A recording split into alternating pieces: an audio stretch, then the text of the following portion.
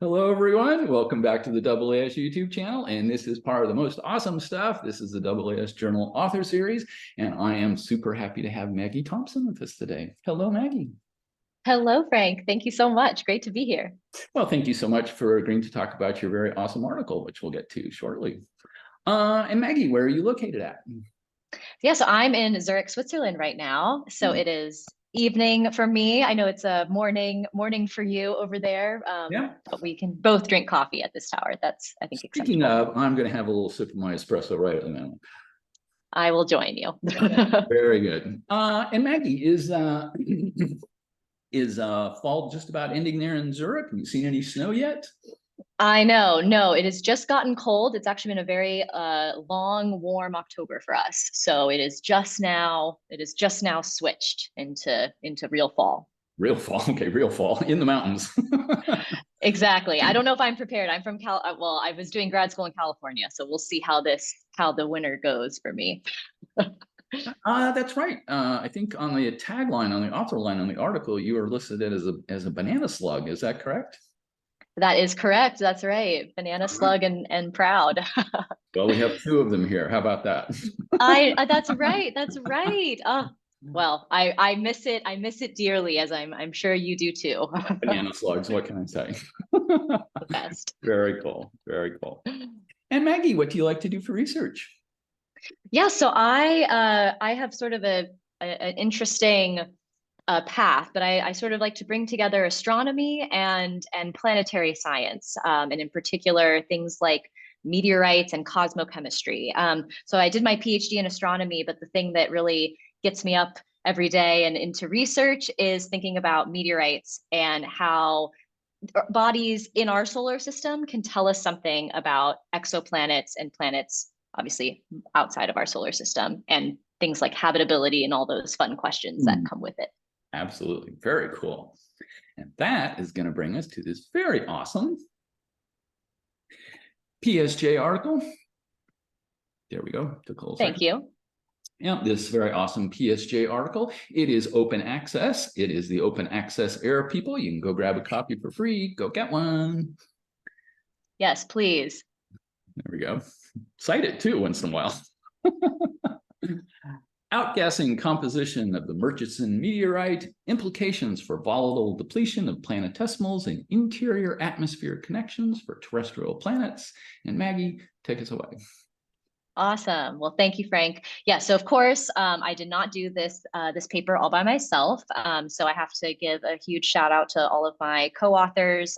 Miriam Tellis is my PhD advisor, and I was also co-advised by Jonathan Fortney. So both Santa Cruz people, and several others, Graham Harper Edwards, who basically taught me how to do wet chemistry in the lab because this paper required me to do that, and I had never done it before. So huge shout out to Graham.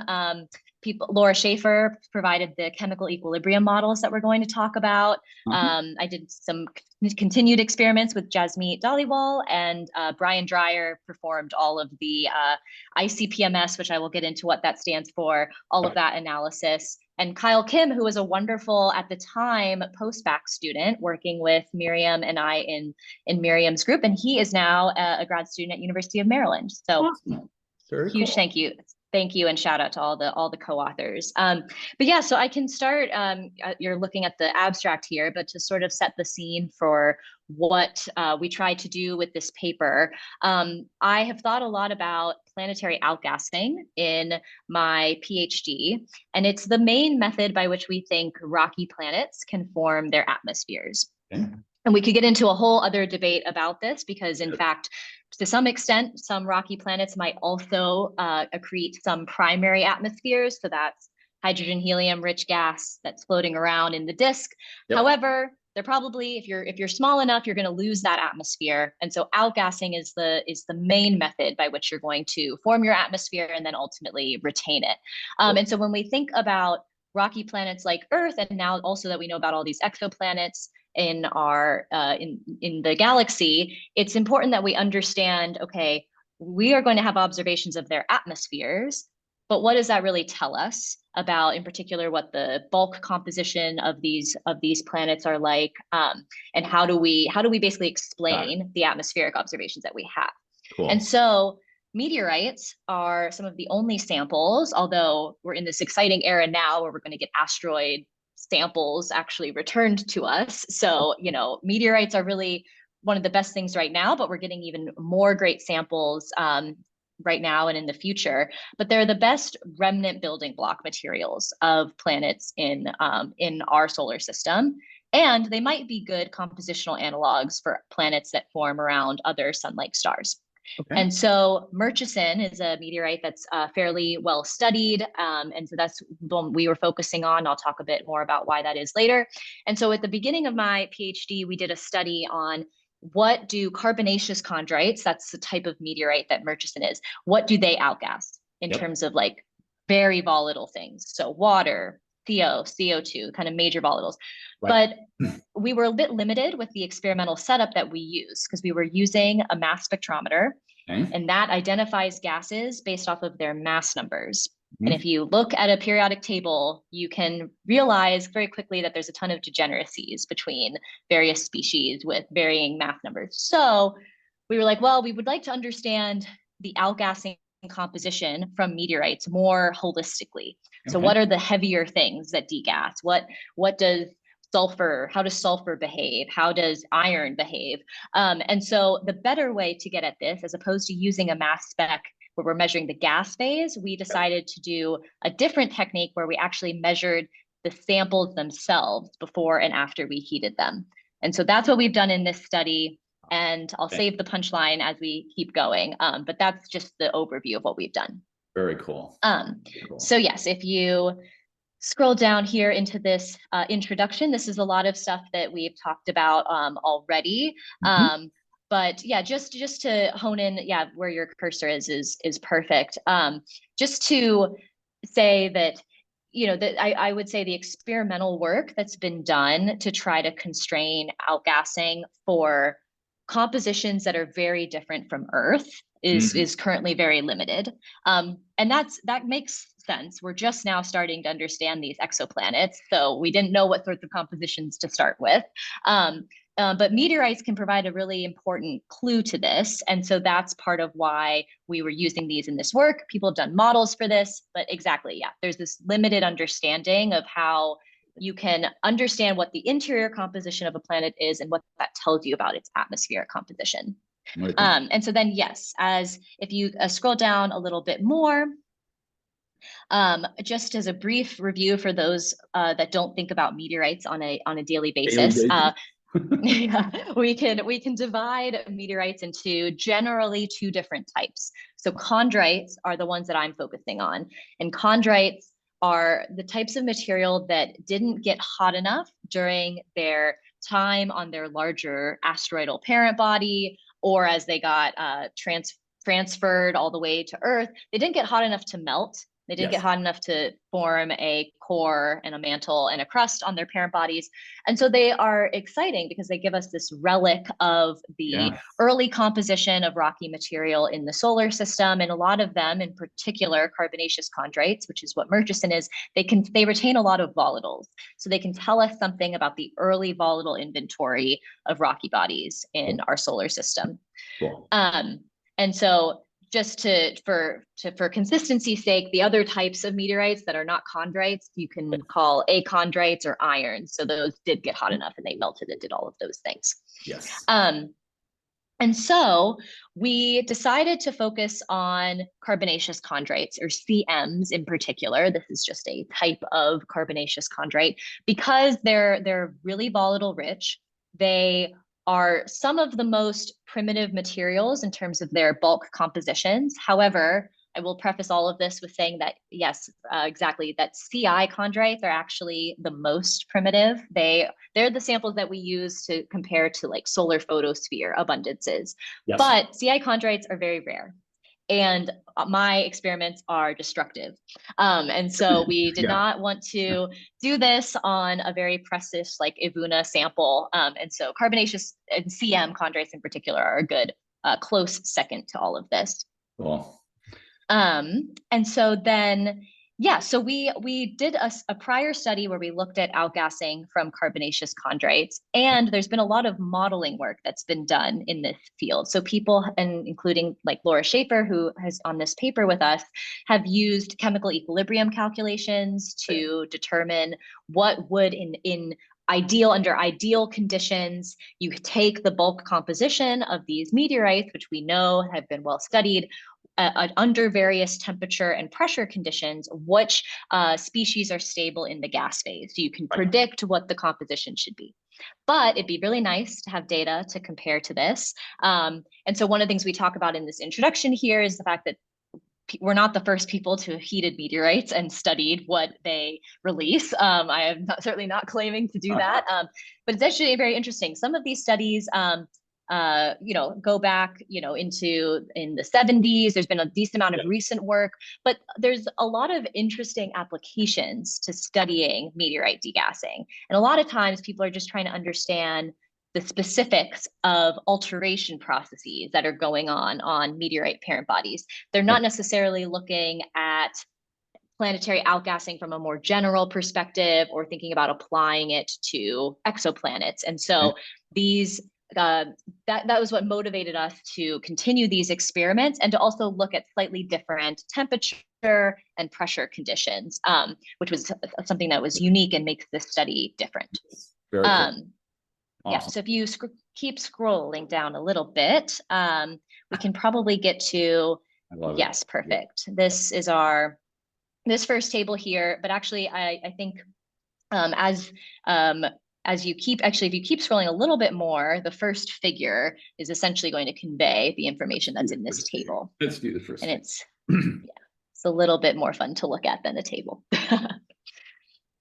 Perfect. So, okay, so we took samples of the Murchison meteorite where we powdered it using a very fancy, somewhat expensive guacamole maker, just an agate mortar and pestle.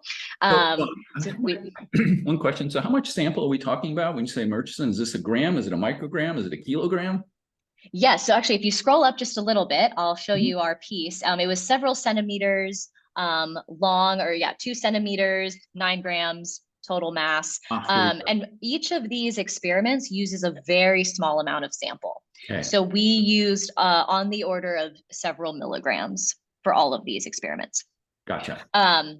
And that was nice because we're not using too much sample, but can also present its own challenges because you want to be able to have a strong enough signal in the measurements that we're trying to make.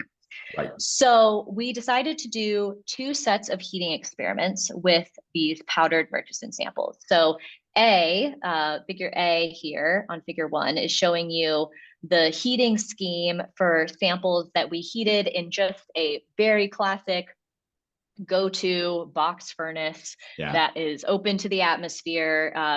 We heated these samples all the way up to 1,000. So what the different lines here are representing, we had different samples and we heated those samples to different temperatures. So we had samples that we heated to 400, 600, 800, and 1,000. And after each of these experiments, we saved all these samples, we labeled them so we knew what temperatures they were heated to. And those are our atmospheric pressure samples. Right. And then on the right are the samples that we heated under vacuum.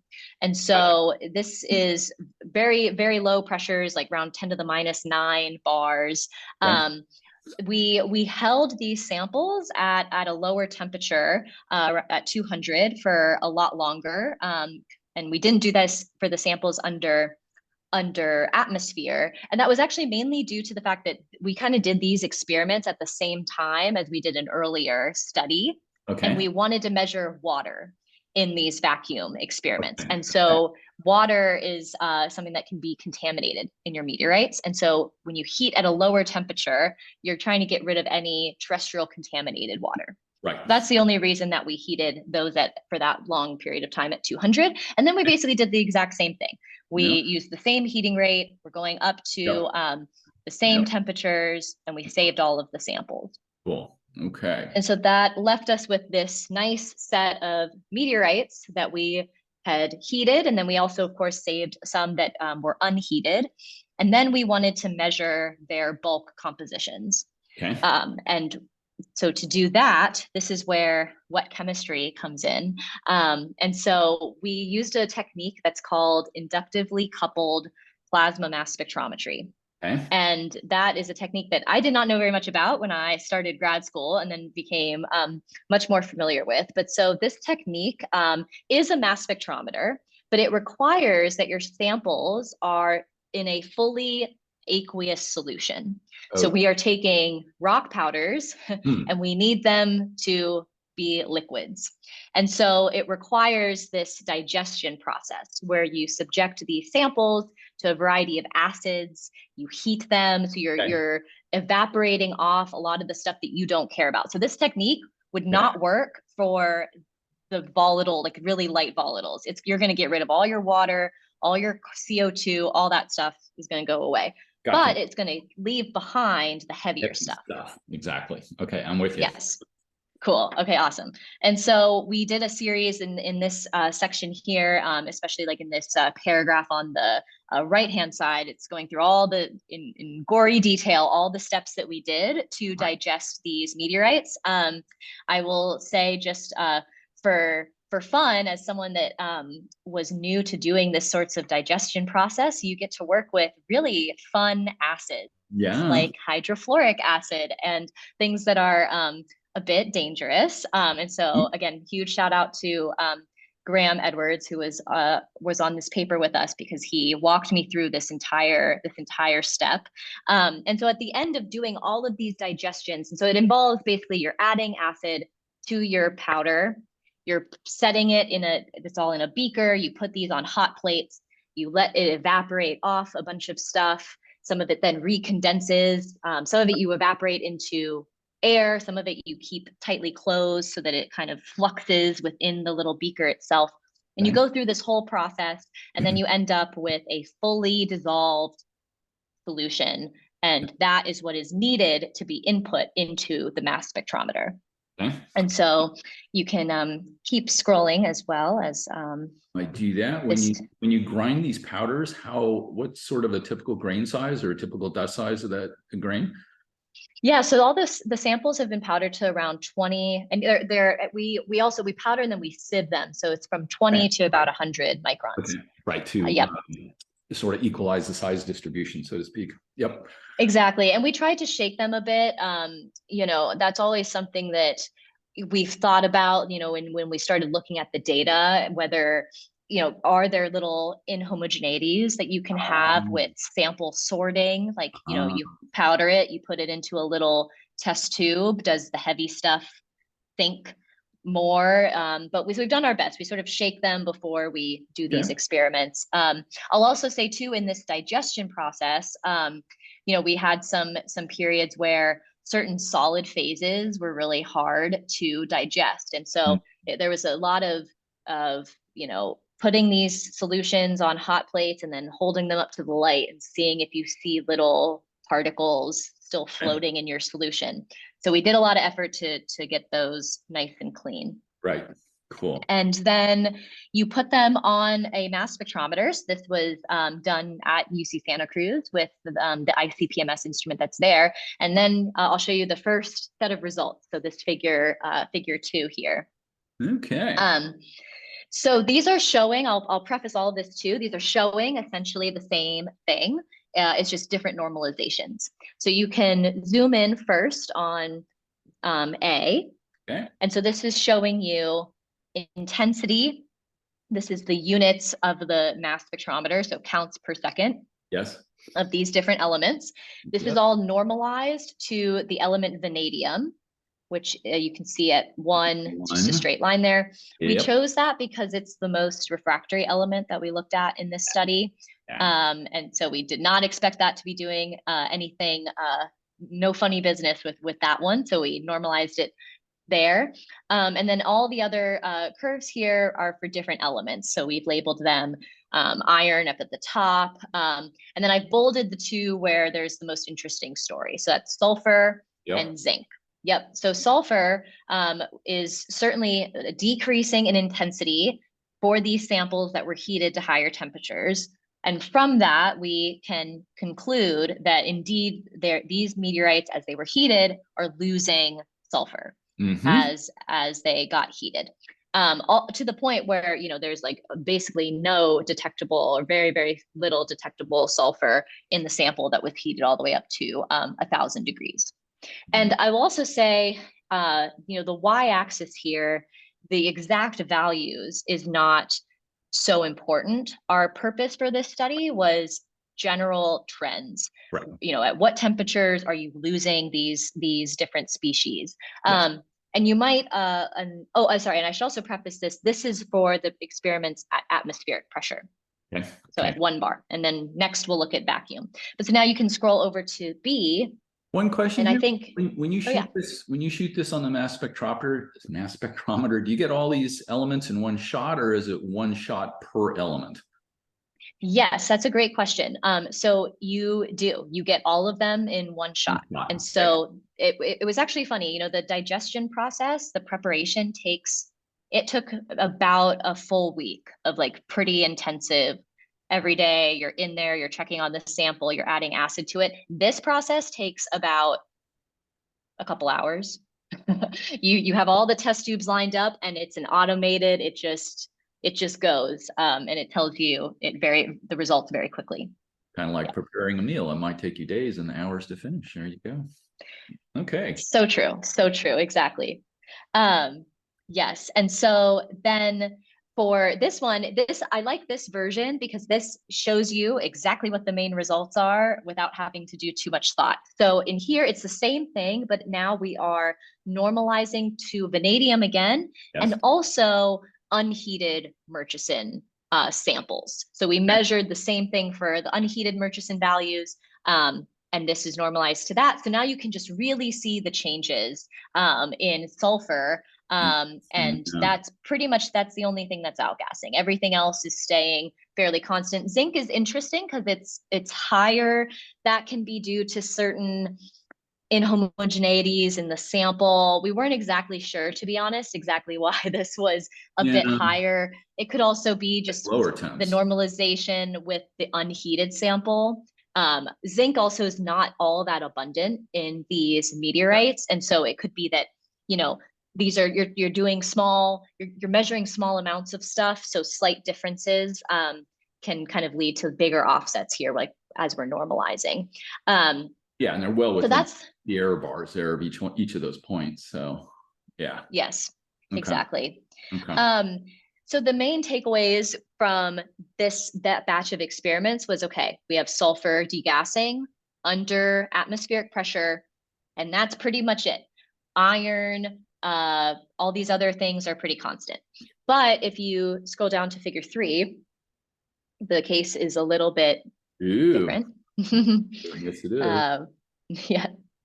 Okay. Yes. And so you actually could, in this case, just zoom in on panel B in this case, because these are the same types of figures that we just looked at, except now I'm showing you the results for the samples heated under vacuum. Yes. So now, as is clear, sulfur, again, outgassing, has very similar behavior, but zinc is now also degassing, and very strongly, particularly as soon as it gets above 800 degrees, there's basically no zinc left.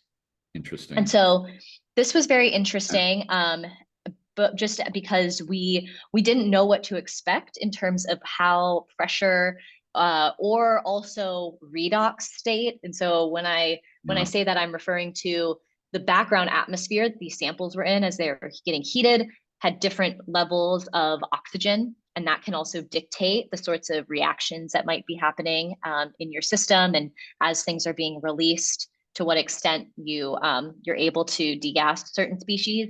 And so this is our main results. And you can zoom out now, and I will talk to you about sort of basically what are the implications of this.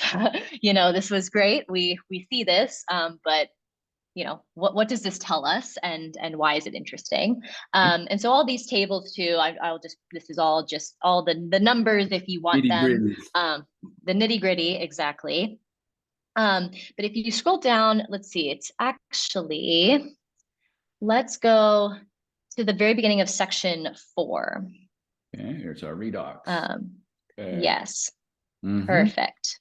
Yeah. And so I know we went fast through one equation, which it's not super worth talking about. It's just a measure of getting at reproducibility and errors between our different samples. Yep. But the more interesting stuff is this discussion. And I'll say we had a very helpful reviewer for this paper that helped us kind of encourage us to think about this in this slightly more quantitative framework. But so in these experiments, we basically changed 2 things. We changed the pressure and we changed the redox state of the background atmosphere. So for the ones that were performed under atmospheric conditions, we know how much oxygen is in Earth's atmosphere, and so we can quantify the redox state. And very similarly, the vacuum experiments, it's not like we pumped argon through the vacuum and then pumped everything out. It's just, it was open to the air and then their vacuum pump was working. So it's essentially like, it's just a lower, it's all Earth proportions, but much lower pressures. Right. Yeah. And so one of the things we wanted to do was understand the effects of these 2. So one of the ways you can do this is looking at this expression called the Hertz-Knudsen-Langmuir equation, which is kind of a lot going on. And I'll break it very simply. The first expression here is how fast your species are evaporating. So it's the evaporation rate of a particular species. All of these other expressions here, the main ones that you should pay attention to are the partial pressures. So you have P sub I, this is your gas species under equilibrium, and then PI sub S is like your actual partial pressure, because a lot of times in reality, we are not at equilibrium conditions.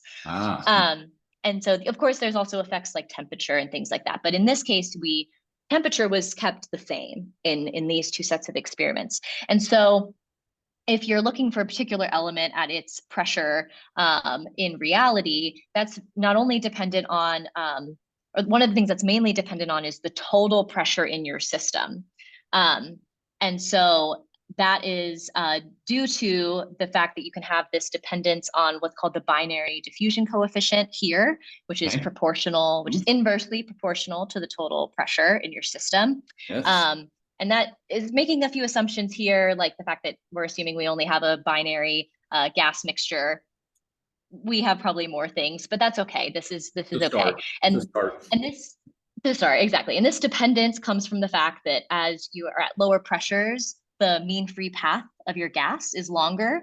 And so there's fewer collisions and faster diffusion rate of the gas. And so what this ultimately tells us, this equation 2, tells you that as you have lower pressures, the evaporation rate of a particular species should be faster. And so that was one interesting, that alone pretty much supports what we were seeing with zinc outgassing. At lower pressures, we had zinc outgassing. This could be supported by a larger evaporation rate. But then if you keep scrolling, so that was pressure, but we also varied the redox state. And so to get at that, and I won't go through each of these in detail, but I'll just say, you need to know what the chemical reaction is that's taking place, that's releasing whatever gas species that you are observing.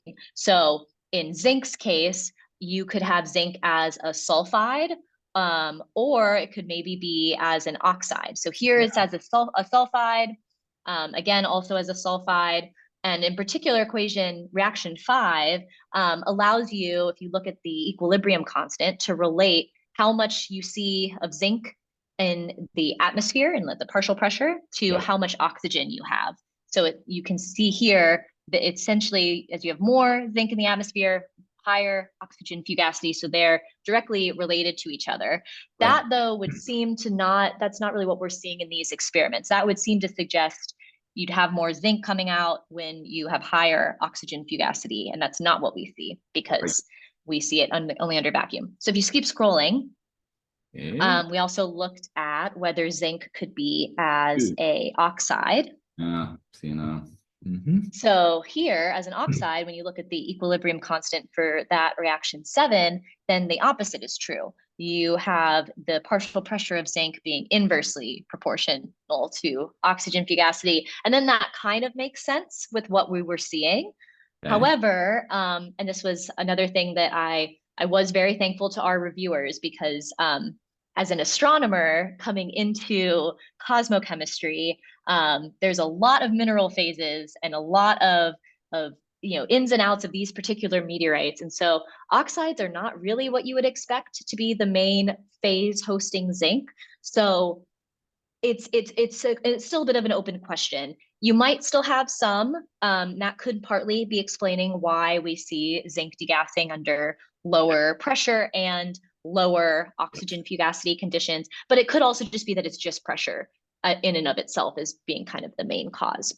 Okay. Okay. And then if you keep going to the next figure, so that was just trying to make sense of all this. And then we wanted to bring it back to earlier experiments that we did and earlier models as well. So great. So this figure here is trying to be basically a comprehensive look at Murchison's degassing composition.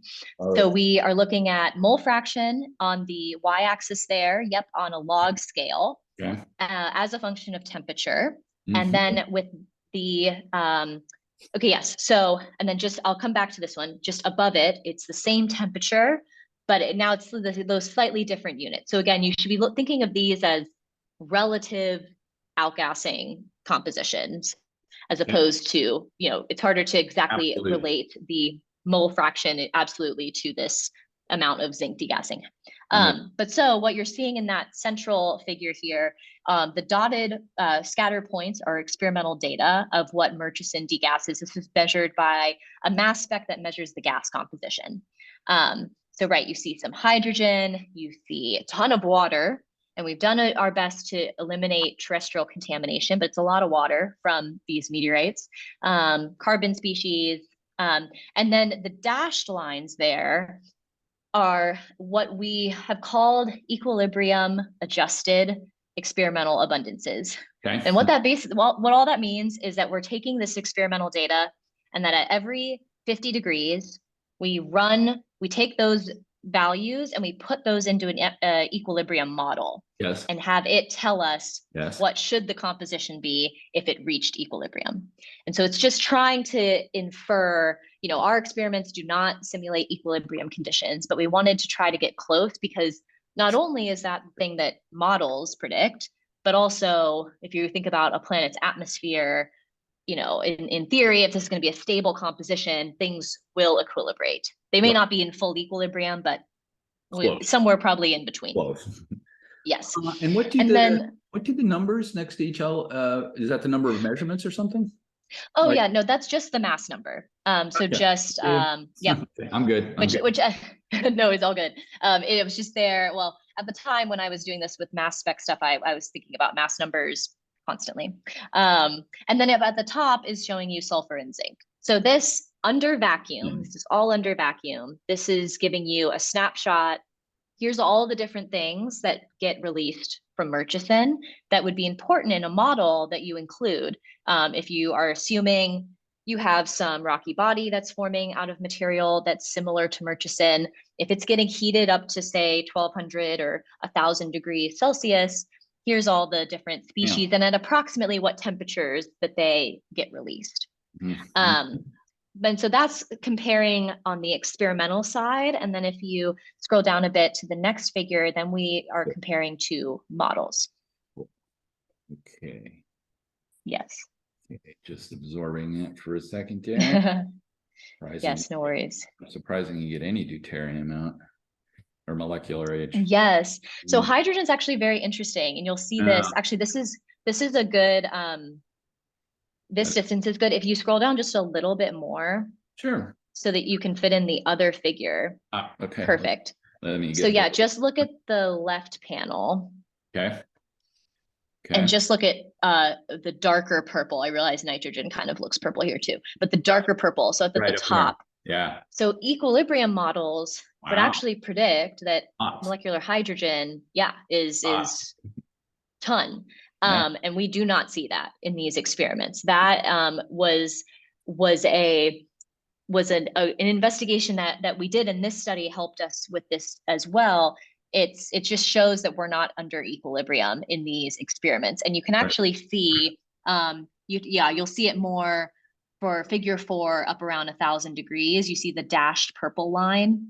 Yes. That is at least a lot higher than what we measured experimentally. So that suggests, if you take the equilibrium model, it should be higher. That's probably like just reactions with water and other species in the system. It's sort of, we think those are the reactions that are taking place. And if you were in equilibrium, it would raise your hydrogen abundance. I'm with you. And so, yeah, no, it's been very fun trying to like take this data and be like, does this make sense? How do we understand this? So then figure 5 is now showing you chemical equilibrium results. Okay. And so is figure 6. So we can start with figure 5 because that is all of the experimental results, or sorry, the chemical equilibrium model results under vacuum. Yes. So on the left side, you could genuinely just put these two figures together. It was just a lot of spaghetti curves and was starting to get a little overwhelming. So the left side is, just think of that as like the main volatiles. It's the stuff that we measured in the earlier study that we did. And then on the on the right is heavier species. This figure itself, figure 5b, is in large part what motivated these new experiments, because we saw new sulfur, sulfur dioxide, iron even potentially being stable in the gas phase. Okay. Magnesium, all of these other things that were predicted to be stable. And so we thought, okay, we're not actually getting the full story with just measuring hydrogen, carbon, and oxygen with a little bit of sulfur. Sure. So that motivated this. But the story is actually very interesting too, if you look at figure 6, because this is what equilibrium models would predict under atmospheric conditions. Okay. And we'll preface this with saying that it was very easy to simulate vacuum conditions with Laura Schaefer's chemical equilibrium model, because you're basically just setting the total pressure to some very low value, and then you can calculate the species that would be stable. Doing something in air is a bit harder, because you're not only accounting for the composition that's degassing from the sample, but also the composition of air and then how those relate. And so the way we did that is Laura did a set of models. So on the left panel, that's showing results if you assume you have 100 grams of Murchison and 50 grams of air, and how that equilibrates. And then you fix also the total pressure to 1 bar to replicate what we were doing. And then on the right, 100 refers to 100 grams of Murchison, 100 grams of air. Got it. Down here, AB. Gotcha. Okay. Yep. So there are some differences, but the kind of main takeaway that I think is really encouraging is, you really only get like sulfur. I mean, you get water outgassing as well, and you probably also would get some other carbon species. I'm only showing here the species that we measured in these experiments. So sulfur, iron, the heavier stuff. And that matches, generally speaking, what we see in the experiments. Under atmospheric pressure, sulfur was the only thing that degassed. Sure, you have very small amounts of other things, zinc in addition, but it's very small. Like looking at the y-axis, it's 10 to the minus 6. It's small amounts. And so overall, we can say that there's consistencies. There's still differences too, and I think most of this you can chalk up to chemical kinetics effects. Again, these are experiments. They're not under equilibrium. And also, there's a lot of solid phases that can be potentially causing sulfur degassing. So you can have different minerals that host sulfur in the Murchison meteorite. And depending on the conditions, those minerals break down at different temperatures. And so you need to account for that in models. And Laura's models do a really good job of including pretty much all the main minerals that you would expect. But sometimes there can be certain ones that aren't included, or certain conditions where those mineral phases are inhibited. Yep, exactly. Thanks. So then, yeah, so now I think you can go towards the conclusion section, because this section is just kind of in words talking about what we've just said. But yeah, so I'll spend just in the final bit talking about how do we now relate all of this back to the point of in the title of this paper, which was volatile depletion of planetesimals and the interior atmosphere connection for rocky exoplanets. Yes. So when it comes to planetesimals, I think that these experiments are really nice because they are simulating low pressure, even the 1 bar ones. These are all very low pressure conditions, and temperatures that are, compared to just resting temperatures in the protoplanetary disk, quite hot. But when you are starting to think about how these planetesimals, as they start moving, especially towards the inner part of the disk, and they start getting hotter, they probably are devolatilizing just through outgassing. They're hotter from their formation. They have maybe some aluminum-26 heating that is causing them to be warmer. And so it's important to account for sulfur and zinc loss depending on your pressure conditions. But as you are trying to model what the volatile and moderately volatile inventories are when they ultimately accrete into your planet.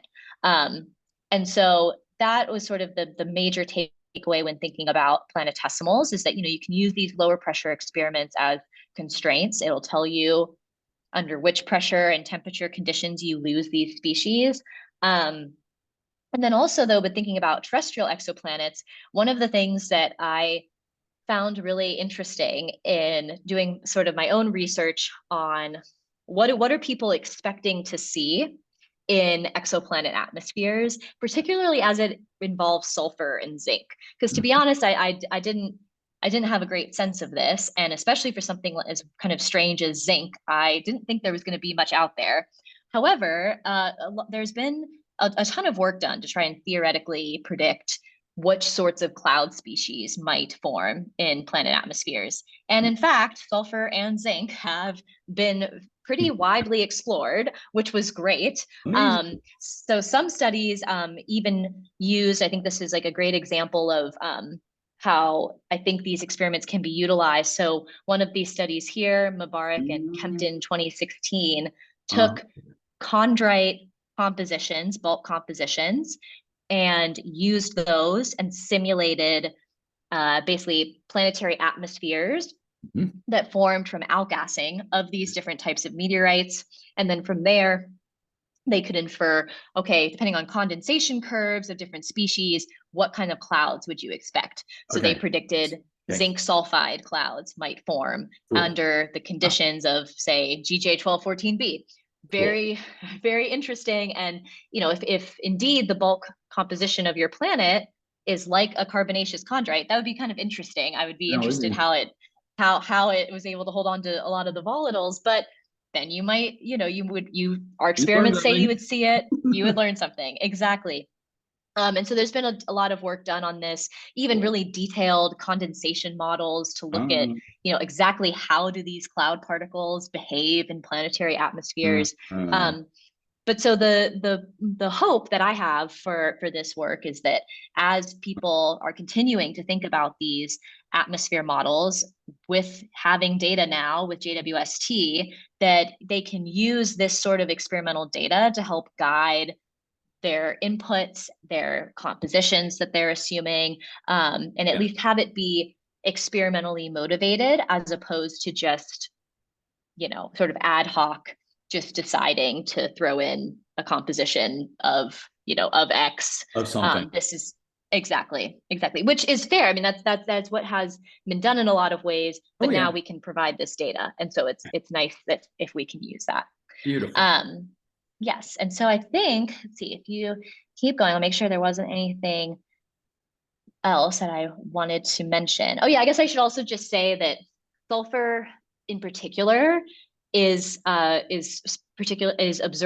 with JWST. Yeah. So one of the really big excitements from JWST's first set of observations was detecting SO2 in a planet's atmosphere. So I think these species are going to be very important, and they're complicated. Sulfur chemistry is not easy, and so this is just to say that it's going to be important to keep in mind, and we can do more experiments to help steer these interpretations in the right way. And there is an appendix for this. I will not go into the details. All I will say is that when you do ICP-MS work, people ultimately use it because they want to determine concentrations, like parts per million of sulfur in this rock. And so we did go through and do that in this work, but it involves a lot of detailed calibration work, and our calibrations they weren't quite as good as we were expecting. And because the hope of this study and the goal was relative changes, we decided that the main results were going to be these relative intensities as a function of temperature. But if you are interested in the concentrations and you want to see the calibrations, it's all in there. So okay, cool. Yes. Very cool. Very beautiful. Very nice. Thank you.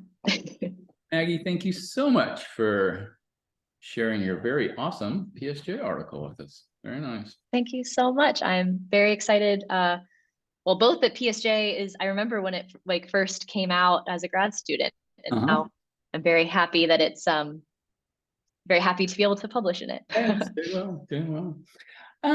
Let me ask, because you mentioned it a couple times as you went through, and so let me ask, where do you think we go with this over, let's say, the next 2 to 5 years?